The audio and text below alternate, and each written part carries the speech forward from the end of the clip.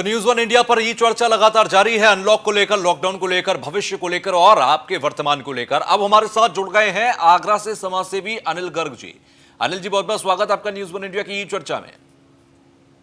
Sir, सवाल मेरा सीधा सबसे पहले ये होता है कि क्या इस लॉकडाउन के बाद, अब अनलॉक को जब हम बात करते हैं कि 3 महीने तक कैद रहने के बाद कोरोना की जंग अभी जीते भी ना हो और हम अनलॉक की तरफ बढ़ने लगे, तो किस तरीके के ख्यालात मन में आते हैं? सबसे पहले ख्यालात मन में इस तरीके के आते हैं कि लोग बाग कोरोना कोविड-19 को समझ नहीं पा रहे हैं अभी, और बाजार में भीड़ इकट्ठा होना चालू हो गई है। इस कारण कोरोना भी बढ़ने लगे हैं।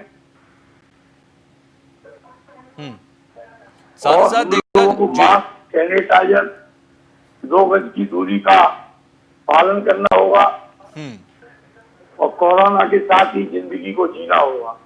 अच्छा, किस तरीके के जीवन को आपने देखा है? क्योंकि 3 महीने के जो लॉकडाउन की तस्वीर थी वो सबसे जुदा थी। वो कहना चाहिए कि कल्पना भी नहीं की गई थी। 1947 में या तो वो तस्वीरें देखी गई या फिर 2020 में आके वो तस्वीरें देखने को मिली, जो उस हम अक्सर किताबों में पढ़ते थे, वो हमें वर्तमान दिखाई देने लगा। किस तरीके की तस्वीरें आपने आगरा के अंदर देखी? हमने देहात क्षेत्र में ऐसे लोग देखे जो उनके पेट तक सो रहे थे। उन लोगों को हमने सूखा राशन, दाल, चावल, तेल, मसाला, नमक, सभी खाद्यान्न मुहैया कराया, उपलब्ध कराया, घर घर जाकर के उपलब्ध कराया। लोगों की पेट की भूख को मिटाने का काम जितना हो सका उतना अपने हाथों से किया। और ऐसी महामारी विश्व में जो आई है, ऐसी महामारी कभी आनी भी नहीं चाहिए, पर मजबूरी का नाम जो होता है, तो अब तो महामारी के साथ ही लोगों को जीने की आदत भी डालनी पड़ेगी, तो सरकार को उसमें कदम भी उठाने चाहिए। अच्छा, कोरोना के साथ जीना है, क्योंकि कोरोना को जीतने में तो बहुत वक्त लगेगा। प्रधानमंत्री ने कह दिया है कि अब आप कोरोना के साथ जीना सीख लीजिए, तो क्या कोरोना के साथ जीना इतना आसान है? नहीं, आसान तो नहीं है, पर मजबूरी है। कोरोना के साथ जैसे सैनिटाइजर है, मास्क है, गमछा है, स्वापी है, 2 गज की दूरी है, और बाद में जो चाट पकौड़ी, अनाब शराब, जो आदमी जो आइटम खाता था, चाउमीन वगैरह, उनसे वंचित रहना पड़ेगा, उनको छोड़ना भी पड़ेगा। अपनी दाल रोटी के साथ जीवन यापन करने का आदत, मतलब कुल मिलाकर लाइफ स्टाइल में चेंज लाना होगा। बिल्कुल। अच्छा, खैरागढ़ से आप ताल्लुक रखते हैं, किस तरीके की तस्वीरें वहां पर थी और किस तरीके से लोगों को परेशानियां वहां पर आई, कैसे उनका सॉल्यूशन निकाला गया? यहाँ पर परेशानी आई, एक तो बैकवर्ड इलाका है पूरा, और मजदूर लोग बहुत है, प्रवासी मजदूर भी आए। उन सभी लोगों को हम लोगों ने खाने के पैकेट और सूखा राशन जितना हो सका सब व्यवस्था है हम लोगों ने की। कचरे को, ग्रामीण क्षेत्र में सैनिटाइजर कराया। और अब हमारे हम जो मरीज मिले हैं, अभी 8 दिन में 8 मरीज मिले हैं, उन लोगों से हम उनके परिवारजनों से वार्तालाप भी की और पूरे घर को, गली गली को सैनिटाइजर करा रहे, और लगातार तस्वीर को डेली सैनिटाइजर कराया जा रहा है। एडवोकेट की सीटों को, तहसील को, थाने को, डाकखाना, बैंक और बाजार, गली गली को रोज सैनिटाइजर कराने का काम नगर पंचायत सिहाल द्वारा किया जा रहा है। गर्ग साहब, सरकार की योजनाएं कितना लोगों तक पहुंची हैं इस दौरान? सरकार की योजना पहुंची, सबसे बड़ा काम तो यह है, सरकार को स्क्रीनिंग घर घर जाकर के करानी चाहिए, जिससे ये मालूम पड़ जाए कि यहाँ मरीज कितने हैं। सरकार इस मामले में थोड़ा ढीला रवैया अपना रही है। अगर जांचें सुचारू रूप से अगर चालू हो जाती है, तो लोग भी सख्ती के साथ और अपने सजग और जागरूकता के साथ रहेगा। अभी घर घर जैसे आशा है, सरकार में व्यवस्था तो सब है, ऐसा नहीं है सरकार में व्यवस्था नहीं है, बस सरकार व्यवस्था को अमल में नहीं ला पा रही है। ठीक है। अच्छा, बाइकॉट चाइना का जिक्र हो रहा है आजकल बहुत, क्योंकि जब से भारत और चीन की सीमा पर विवाद हुआ, बाइकॉट चाइना की बात करने लगे हैं।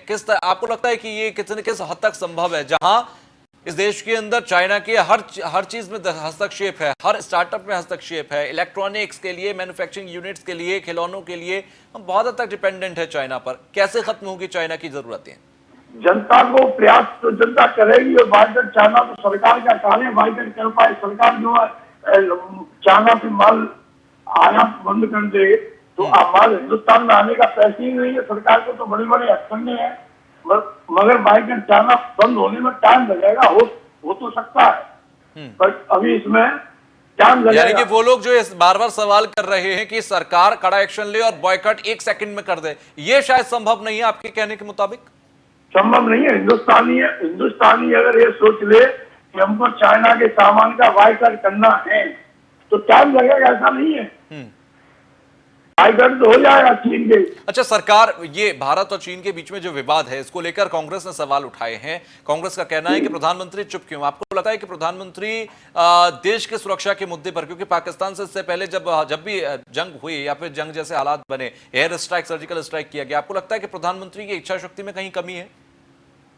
प्रधानमंत्री चुप नहीं है। प्रधानमंत्री धैर्य के साथ कार्य करते हैं, और प्रधानमंत्री नहीं है। प्रधानमंत्री बड़े सोच समझ के, और जब पूरा कार्य पूरा कर लेते हैं उसके बाद हम चलाते हैं।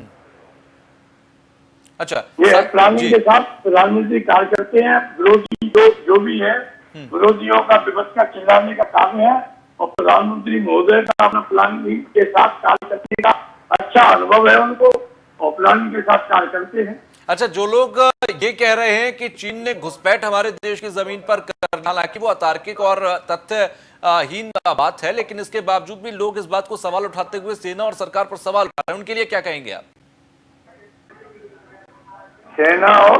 सेना और सरकार पर जो लोग सवाल उठा रहे हैं उनके लिए क्या कहेंगे?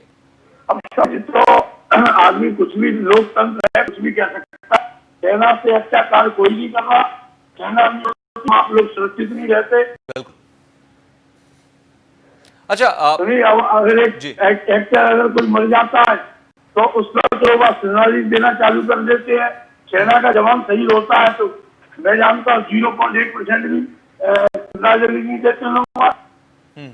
सेना का जवान जब भर्ती होता है तो उसकी तो क्या हथेली को होती, जिस दिन से घर पे जाता है पहला पिट्टू बैग लटका करके, तो वो तो बिल्कुल जन हथेली पे लेके ही नौकरी पे जाता है। अच्छा, उत्तर प्रदेश में काम करता है जी, देश के साथ धक्का भी नहीं कर सकता सैनिक। अच्छा, रोजगार के मुद्दे पर आ जाते हैं। रोजगार का मुद्दा बहुत अहम हो चला है जब से प्रवासियों का मामला सामने आया। अब सरकार, यूपी सरकार ये कह रही है कि स्किल्ड मैपिंग हम कर रहे हैं। स्किल्ड मैपिंग करने के साथ जो लोग बाहर अपनी सेवाएं दे रहे थे, हम उनसे कहेंगे कि देखिए आपके उत्तर प्रदेश में ही ये सारे अवसर हैं, आप यहीं पर रुकिए, यहीं पर काम कीजिए, प्रदेश के रिसोर्सेज प्रदेश में रही। कितना अच्छा और बेहतर कदम आप मानते हैं सरकार का? अब यूपी सरकार ने जो कहा है यही कार्य करिए। ऐसे मनरेगा की मजदूरी है, लोग पीडब्ल्यूडी आप विभागों में मनरेगा के मजदूरों को लगा दिया गया, उसको पेमेंट मिल रहा है, और जो मजदूर है उनको यही कह दिया आप अपने जिले में कार्य करिए और हम आपकी व्यवस्था करेंगे। और उन लोगों का जो है राशन कार्ड, अस्थायी राशन कार्ड बनाने का कार्य भी सरकार कर रही है। अच्छा, प्रधानमंत्री गरीब रोजगार योजना आज से शुरू हो गई है, और इसी के साथ तमाम लोगों को रोजगार मिलेगा। इसमें उत्तर प्रदेश के 31 जिले हैं जिनको इसका फायदा मिलेगा। ये सारी चीजें, ये सारी योजनाएं, आपको लगता है कि लॉकडाउन के जो साइड इफेक्ट्स निकलकर सामने आए उसको आप कवर अप करने का काम करेंगे, उसको पूरा करेंगे? जो प्रधानमंत्री गरीब कल्याणकारी योजना है, जैसे रेहड़ी वाले हैं, का जो नगर पालिका, नगर पंचायत में रजिस्ट्रेशन हो रहा है, उसमें 10,000 रुपए ठेल लगाने के लिए बैंक कर्जा देगी प्रधानमंत्री जी। उसमें प्रधानमंत्री ने गारंटी बैंकों को दे रखी है। तो व्यापार तो मिलेगा ही रेहड़ी वालों को, सभी लोगों को। उससे ये है कि यूपी का आदमी बिहार नहीं जाएगा, बिहार का आदमी चेन्नई नहीं जाएगा, चेन्नई का आदमी दिल्ली नहीं जाएगा, अपने घर पर रह के मजदूरी करेगा। अब शहर से ग्राम को वापसी चालू हो गई है। अब पहले शहर में जो आदमी ज्यादा रहता था, अब वो जो है ग्राम को ज्यादा लाइक कर रहा है।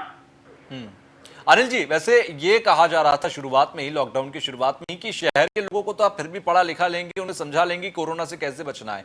ग्रामीण अंचलों में बड़ा मुश्किलात होगी वहां पर सैनिटाइजेशन और इन सारी चीजों को समझाना और सिखाने की, क्योंकि ग्रामीण अंचल से आप थोड़ा ताल्लुकात भी रखते हैं। तो क्या वहां पर लोग, ग्रामीण अंचल के जो लोग हैं, वो इस चीजों, इन बातों को समझ पाए अभी तक? देश की 14% आबादी ग्रामीण में रहती है जी। और ग्रामीण से ही शहर में जाता है। शहर, ग्राम ही शहर बना है, ग्राम ही शहर बना है, कस्बा बना है। तो ग्रामीणों में जागरूकता बहुत आ चुकी है। स्कूलों में सरकार को जो अध्यापक है, प्रधानाचार्य अध्यापक हैं, उनके साथ कलाई के साथ कार्य ले तो शहर से अच्छी पढ़ाई ग्रामीण में हो सकती है और तथा अपनी संस्कृति के साथ, भारतीय संस्कृति के साथ पढ़ाई छात्र छात्रा ले सकते हैं।